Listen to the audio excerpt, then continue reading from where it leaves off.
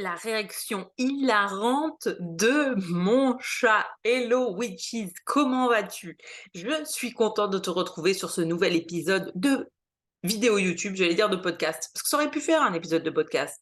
Tu me diras à la fin, est-ce que tu penses que ça aurait pu faire un épisode de podcast? Bref, on s'en fout.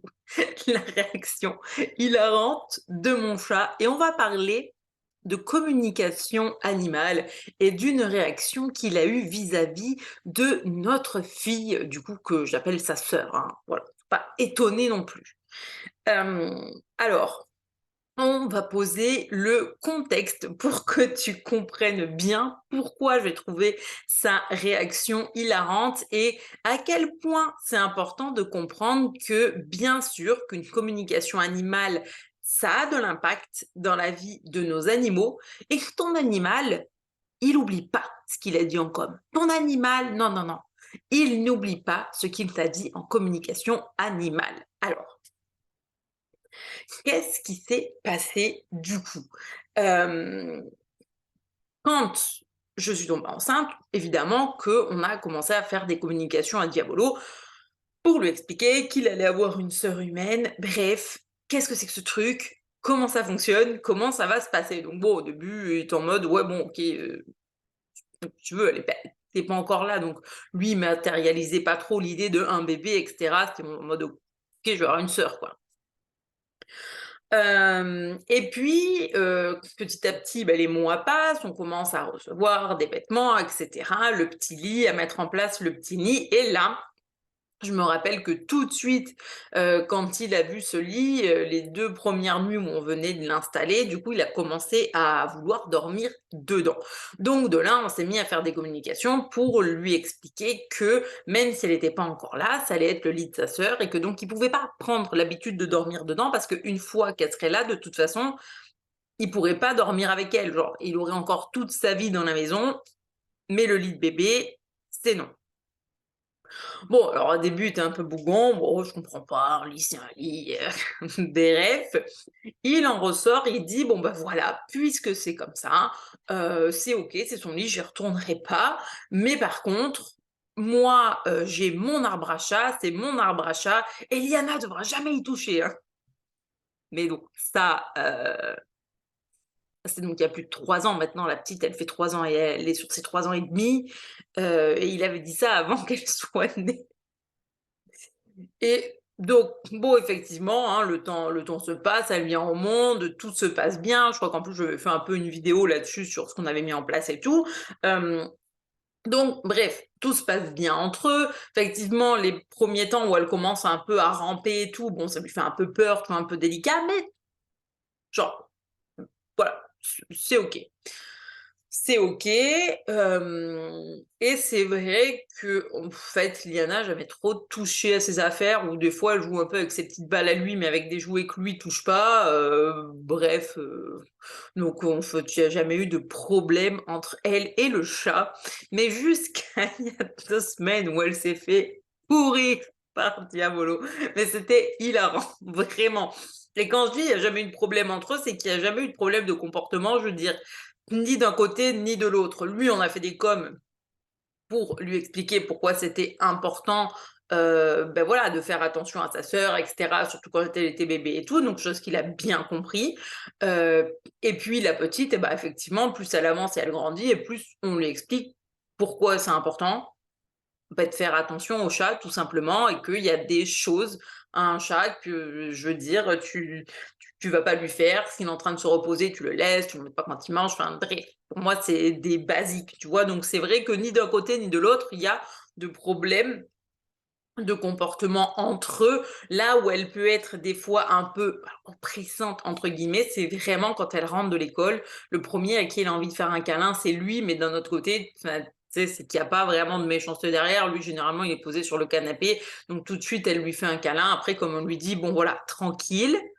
tu vas doucement, tu as pas besoin de lui sauter dessus et de l'étouffer non plus. Tu vas pas faire un gros câlin au chat comme tu fais avec nous, mais en dehors de ça, donc tout va bien». Et donc en ce moment, tu sais, on est un peu sur la phase des 3 ans et demi là, dès que tu dis un truc, il faut que ça réfute et c'est non. Donc, bref, un soir, on arrive à l'heure d'aller au bain où je lui dis: «Écoute, Liana, je préparais tes affaires et puis ensuite tu vas aller te laver». «Non, non, non, non, non, bref, et de là, elle va s'appuyer contre l'arbre à chat, chose qu'elle n'a jamais fait. Et il y a une petite plateforme où du coup elle était pile à hauteur pour poser ses fesses, mais le chat n'était pas là en fait, tu vois. Mais le chat n'était pas là et pourtant on remonte à il y a 3 ans derrière. Il avait bien dit: Liana ne devrait jamais toucher à mon âme. Et donc je reviens d'avoir préparé ses affaires, le chat dormait dans notre chambre, là je la vois contre l'arbre et je lui dis: «Liana, enlève-toi de là tout de suite. Bon déjà, tu vas venir te laver et puis c'est l'arbre à chat, tu rien à faire sur l'arbre à chat et puis Diabolo, il veut pas que tu y ailles». Et puis ça tombe bien, ce truc-là, parce qu'elle aussi, elle est en mode aussi dans son truc en ce moment: «Ça c'est à moi, ça c'est à moi, faut pas toucher à ça, donc je lui dis: «Bah tu vois, toi tu veux pas qu'il touche à tes affaires et toi tes affaires, t'as pas envie qu'on y touche, donc tu laisses l'arbre à chat». Mais de là, Diabolo arrive d'une patte décidée. Diabolo arrive d'une patte décidée et là, il voit sa sœur appuyée contre l'arbre et il s'est mis à miauler comme jamais. Et ce qui était marrant, c'est qu'il l'a fixé droit dans les yeux, il était miaou, miaou. Et puis, moi, en fait, la réaction, elle est hilarante parce que si tu regardes cette com précise où il disait c'est mon arbre, elle ne devra pas être touchée, donc ça fait plus de 3 ans. Et aujourd'hui, il a été capable, 3 ans et demi après, de savoir encore qu'il avait dit, c'était son prérequis, il avait dit: «Moi, elle ne touchera jamais à mon arbre» et de lui gueuler dessus comme un poisson pourri. Bon, bref, l'enfant finit par s'enlever, elle va se laver et ce qui est très drôle, c'est que du coup, quelques jours après, je vois ma mère, je lui raconte, elle me dit: «Ah mais c'est un truc de fou et tout» et je sais pas pourquoi, est-ce que c'était dans la même journée ou quoi, elle vient à la maison et rebelote. À un moment donné, je sais plus, est-ce qu'on devait partir? Est-ce qu'elle devait aller se laver encore une fois? Bref, je ne sais plus ce qu'il y avait. L'enfant rebête un blanc mode: «J'ai pas du tout envie» et Manda, je retourne sur l'arbre. Et de là, le chat qui était encore dans notre chambre, à chaque fois, il est en train de dormir, mais il sait, tu vois? Tu vois, ton animal, tu te dis: «Il est en train de dormir, il sait pas ce que je fais», mais c'est exactement ce que tu es en train de faire. Donc il arrive en gueulant et il s'assoit devant elle et il lui fait le même truc, tu vois? Enfin nous: «Miaou, miaou» et à chaque fois et ce qui était fou et c'est ça qui est énorme, c'est que les 2 fois, donc à chaque fois je disais à Liana: «Liana, ça suffit, maintenant tu t'enlèves de l'arbre, ton frère est pas content, c'est son arbre, il a dit que c'était le sien et qu'il ne veut pas que tu ailles dessus». Et là, quand c'est comme ça, il me regardait, il a regardé, il faisait: «Miaou, miaou», tu sais, c'était vraiment en mode genre tu as la conversation à 3, tu vois? Et le chat, lui, pour répondre, du coup, il est en train de miauler parce qu'il savait que du coup, j'avais bien compris. Bon, là, depuis, elle l'a pas refait. Elle nous a fait le coup que 2 fois. Elle a probablement compris que ça faisait pas du tout plaisir au chat et s'il y en a bien un dans la maison qui elle a envie de faire plaisir, c'est bien le chat. Donc elle n'a plus recommencé. Mais à la fois, dans notre cas, c'est très rigolo. Tu vois, c'est vrai que donc la réaction de mon chat, hem a été hilarante, mais à la fois, c'est de te dire que voilà, quelque chose que ton animal te transmet en comme animal, tu vois, il ne l'oublie pas. On est quand même 3 ans et demi après. Il aurait pu zapper son histoire d'arbre, il pourrait s'en foutre, mais non, il reste focus sur: «C'est mon arbre et je veux pas qu'Iliana y aille et c'est son arbre et il veut pas qu'elle y aille». Et c'est pour ça que quand des personnes me contactent et que je dis et c'est bien souvent dans les cas de problèmes émotionnels et cetera, si l'animal a quelque chose à transmettre ou un changement à vous demander, que ce soit changer de place la litière ou entamer un travail sur soi parce que l'animal il sent qu'il y a un réel mal-être et un réel besoin, oui, c'est important de le faire. Oui, c'est important de suivre finalement les recommandations de l'animal parce que il va pas oublier et parce que le fait qu'il le transmette, c'est important pour lui. Après, il y a des cas où si les personnes me disent: «Oui, mais là, ce qu'ils demandent, je pense pas que matériellement parlant, par exemple, ce soit possible». Je veux dire, quelqu'un qui fait bien la communication, bah, elle aura pas de mal à négocier autre chose. Le but d'une com animale, c'est d'apporter des solutions qui soient possibles pour tout le monde, hein. Je veux dire, on n'est pas là pour dire: «Oui, oui, à l'animal, ça va se passer», alors qu'on sait très bien que ce sera pas possible et on n'est pas là non plus pour mettre les humains dans la mouise, hein. C'est pas le but. C'est vraiment d'apporter une solution possible pour tout le monde. Moi, le jour où il avait dit qu'il ne voulait pas qu'Iliana aille sur son arbre, je veux dire que je n'ai eu aucun problème, c'était OK. J'avais pas pensé qu'un moment on serait dans la phase des crises où elle ferait ça. Mais après, je veux dire, bon, elle l'a fait 2 fois, elle a bien capté que ça faisait pas du tout plaisir au chat et voilà, comme je dis, elle a à cœur de faire plaisir à cet animal, donc elle ne le fait plus. Mais à la fois, tu vois, c'est ça, c'est à la fois, dis-toi que dans notre cas, je te le partage sur le ton de l'humour et la réaction est hilarante, mais à la fois, on perd pas de vue que sur les cas les plus importants, oui, c'est important de tenir en compte des souhaits que vient déposer un animal lors d'une séance. Moi, je sais que ça fait partie des choses sur lesquelles j'insiste énormément quand je forme mes élèves pour qu'elles comprennent bien que le souhait de l'animal est très important. Si pour X raison, la personne qui reçoit la com de son animal ne peut pas mettre une chose en place, bah, c'est OK, mais par contre, c'est notre rôle et notre responsabilité de retourner voir l'animal et de lui dire: «Voilà, là, ce que tu as demandé, après échange avec ta famille, ça va pas être possible ou en tout cas pas à l'instant T.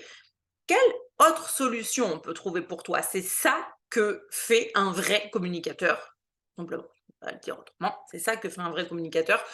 C'est pour ça qu'on est formé. C'est pour apporter des solutions qui soient viables, à la fois pour l'animal et à la fois pour les personnes. C'est vraiment important, en fait, d'en avoir conscience, tu vois? C'est aussi pour ça que je venais te partager ça, parce que peut-être que tu te dis: «Oui, mais en fait, finalement, ce qu'un animal, il dit en comme animal, c'est valable combien de temps?» Tu vois, dans notre cas, 3 ans et demi après, c'est toujours valable. Après, tout dépend effectivement de ton contexte. Faut pas te perdre de vue que tout est toujours une question de contexte, mais évidemment que, un animal ne s'exprimerait pas sur quelque chose qui ne lui tiendrait pas vraiment à cœur. Je veux dire, ça reste un animal avec qui on fait une communication. Autant avec des humains, des fois, on peut avoir des questions un peu, alors j'allais dire vides de sens, mais c'est vrai que tu as des fois des personnes